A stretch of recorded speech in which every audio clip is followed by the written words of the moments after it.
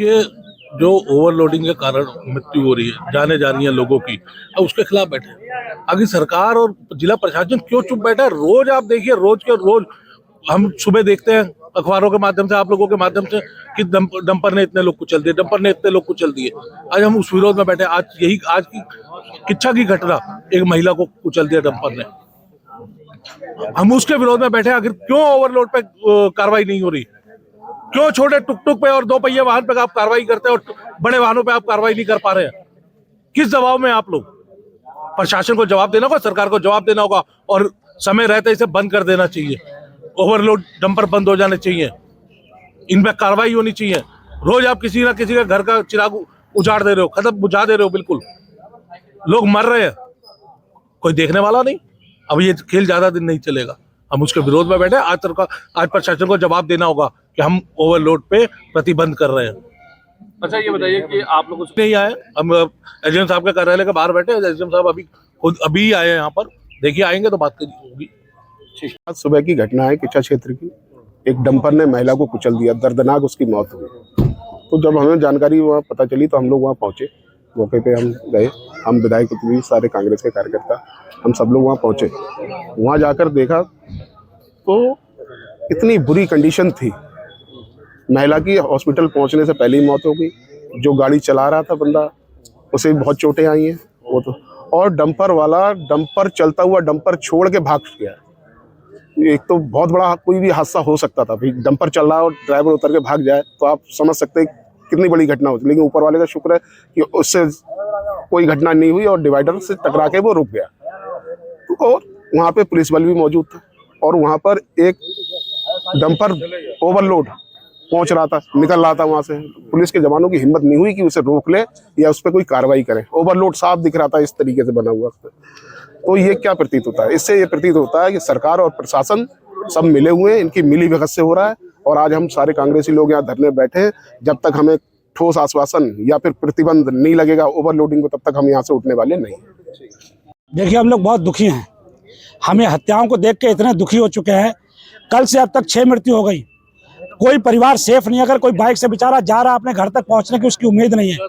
आज भी देखिए इतनी दर्दनाक मौत हुई है कि हम हैरान है देख के। और क्षेत्रीय विधायक तिलकराज बिहार इसका बीड़ा उठाते उठाते सरकार को फोटो भेजते भेजते, प्रशासन को फोटो भेजते भेजते थक गए, लेकिन उनके कान में जू नहीं रेंग रही। हम कहना चाहते हैं, अगर ये अवैध खनन और ये अवैध ओवरलोडिंग बंद नहीं हुई तो हम लोग आह्वान करते हैं इस बात का कि अनिश्चितकालीन के लिए हम लोग धरने पे बैठ जाएंगे माननीय क्षेत्रीय विधायक तिलकराज बिहार के नेतृत्व में, और पूरे जिले भर में आह्वान कर देंगे। लेकिन इतनी अति कभी हमने देखी नहीं। ये हम बचपन में हम अंग्रेजों का शासन देख नहीं पाते, लेकिन हमें लग रहा है कि अब अंग्रेजों का शासन आ गया है। और भाजपा को शर्म करनी चाहिए कि जिस तरीके से हालात हो चुके हैं, इतना लोग परेशान हैं, कोई आदमी सेफ नहीं है। छोटी गाड़ियों के आप चालान कर दे रहे हैं। कोई आदमी अगर हॉस्पिटल से घर तक किसी का खाना देने जा रहा है तो उसका आप चालान कर दे रहे हैं, लेकिन ओवरलोडिंग पे कोई चालान नहीं है, ओवरलोडिंग पे कोई प्रशासन का ध्यान नहीं है। आखिर ऐसी कौन सी प्रशासन, ऐसा कैसे लॉबी हो सकता है? मैं हैरान हूं इस बात को देख करके। हम कहना चाहते हैं इसका जल्दी से जल्दी, अगर इस पे ओवरलोडिंग पे कार्रवाई नहीं हुई और बंद नहीं हुआ तो ये आह्वान हम लोग पूरे जिले भर में होगा और हम लोग चुप होने वाले नहीं है। अब इसको लेकर के हम लोग बहुत बड़ा आह्वान कर देंगे और पूरे जिले में इसका आंदोलन शुरू कर देंगे। मैं कहना चाहता हूँ, ये जो गूंगी बहरी सरकार है इस राज्य की, उनके लिए 2 लाइनें कहूंगा। प्रदेश की जनता कह रही है, मत पूछ मेरे सब्र की इंतहा कहाँ तक है, तो सितम करके देख ले तेरी ताकत जहां तक है।